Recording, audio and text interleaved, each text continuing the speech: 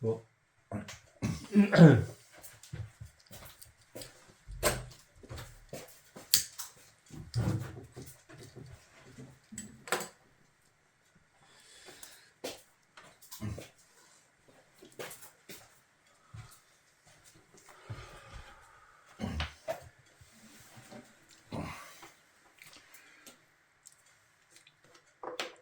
The Old Jazz Archtop.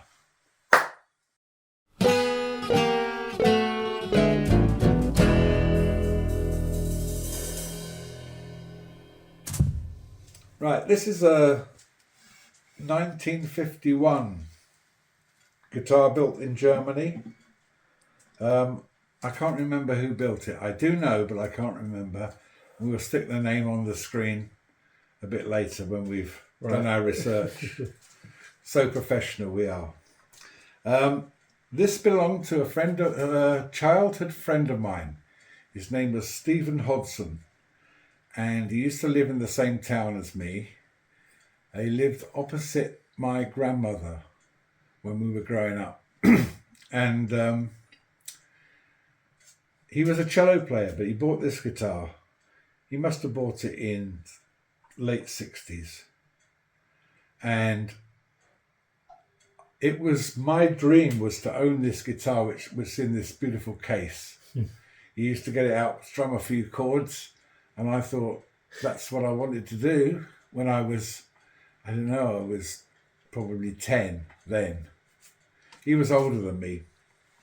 Anyway, in about 1994, I met up with his mother. She was visiting my mother. And I said, does Steve, I think he'd left home, but I said, does Stephen still have that guitar he had? And she said, yeah, I think it's at home. And I said, well, can you ask him if he wants to sell it and how much he'd want for it? So she came back in about a month's time and said, yeah, I've spoken to Stephen about the guitar and he doesn't use it, so you might as well have it. And he wants £60 for it. Well, that was okay with me in 94. And so I bought it.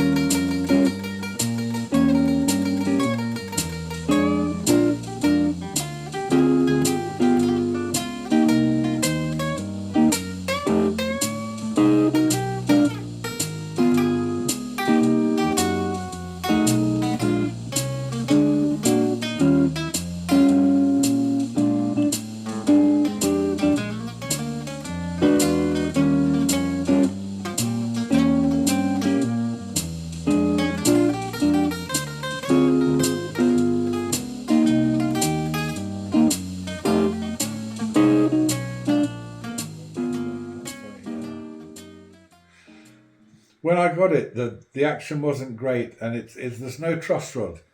So when I came to Portugal, I brought it with me, and I had a luthier friend of mine, Tiago from Sinige. He reset the neck on it, and he's done a great job now. It plays like a dream. It's got flat wound strings on it. The original magnets were gone. They were tiny, tiny, thin magnets. Used to have a great sound. If you look back to our video of All Night Worrying Blues, that's the original magnets in that take, but the guitar sounds great.